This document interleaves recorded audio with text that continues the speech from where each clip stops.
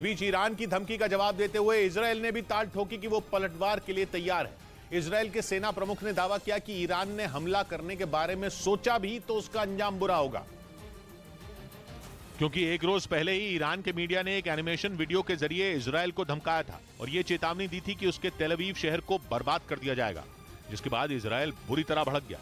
वहां के सेना प्रमुख ने ईरान को नसीहत दी कि वो ऐसी गलती भूलकर भी न करे। उन्होंने दावा किया कि अब इजरायल की सेना पहले से कई गुना ज्यादा मजबूत है।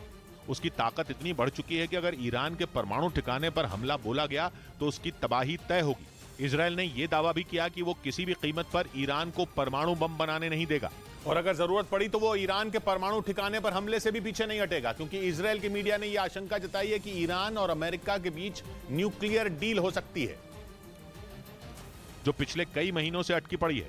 लेकिन इजरायल के मीडिया के मुताबिक आने वाले महीनों में अमेरिका ईरान के साथ इस डील पर मोहर लगा सकता है। हालांकि बाइडेन ये साफ कर चुके हैं कि ईरान के साथ किसी तरह की परमाणु डील संभव ही नहीं है, लेकिन फिर भी इजरायल को इस बात का डर सता रहा है, क्योंकि 2021 में बाइडेन की सरकार बनने के बाद अमेरिका ने इस डील को फिर लागू करने की कोशिश शुरू कर दी थी और इसी बात ने इजरायल की परेशानी बढ़ा दी थी, जो अब तक जारी है, क्योंकि इजरायल ये अच्छी तरह से जानता है कि ईरान के हाथ परमाणु बम लगना उसके लिए दुनिया का सबसे बड़ा खतरा साबित होगा।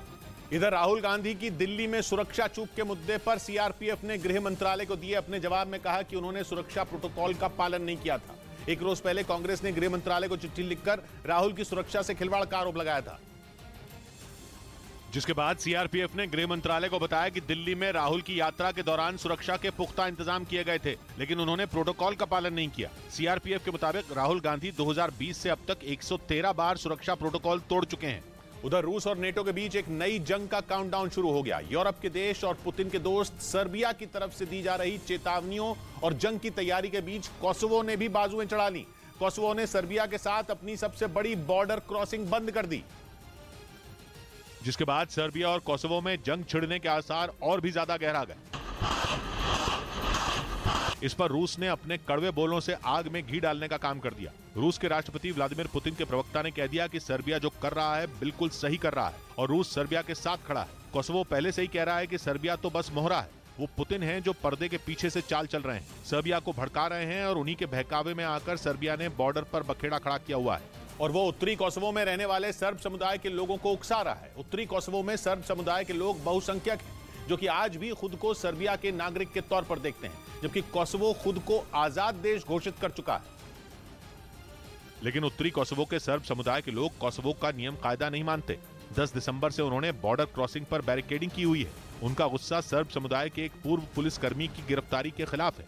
आरोप है कि उस पूर्व पुलिसकर्मी ने पुलिस पर हमला किया था। अब कोसोवो में रहने वाले अपने सर्ब साथियों का समर्थन करने के लिए सर्बिया ने भी अपनी तरफ बैरिकेड खड़े कर दिए। इसी बात पर कोसोवो को इतना गुस्सा आया कि उसने सर्बिया के साथ अपनी मुख्य बॉर्डर क्रॉसिंग ही बंद कर दी।